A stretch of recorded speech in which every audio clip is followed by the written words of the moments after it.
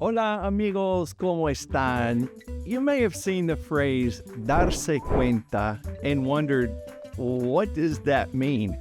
Well, dar is to give, but it's reflexive. And cuenta, it means a lot of different things. The count, the bill, the score, the tally, the check. So to give oneself what? What does this even mean? Don't worry, I got you covered. In this case, cuenta really means an account of something. And so darse cuenta is a phrase in Spanish that pretty much means to realize something or to find out, discover, to become aware of, to sense, to figure out. You get the idea. Now, I'm going to show you how to use this in conversation with a couple of examples. All we have to do is conjugate the verb and make sure it's reflexive. No big deal.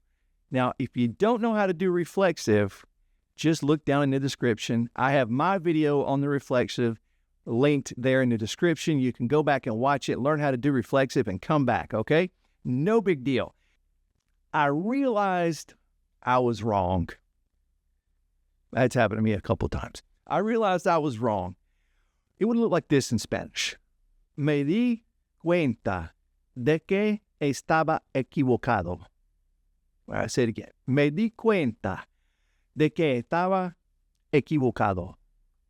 Okay, so you can see that I conjugated the verb in the past tense. I made it reflexive for myself, and I put the me in front of the verb. Now, notice one more thing about this sentence. We have de que. Usually, darse cuenta will be followed by de que, because you're giving an account of something. So we use de. It's an account of something, right? And we use que as the word that. It's like saying, I realized that something, and then you just finish the sentence. All right, here's another example. They found out their friends were not coming. Bummer. Se dieron cuenta de que sus amigos no vendrían.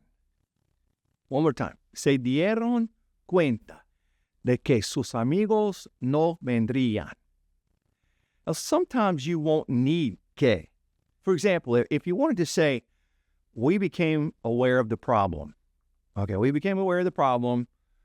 We don't really need to say that. So we just say simply that. Nos dimos cuenta del problema.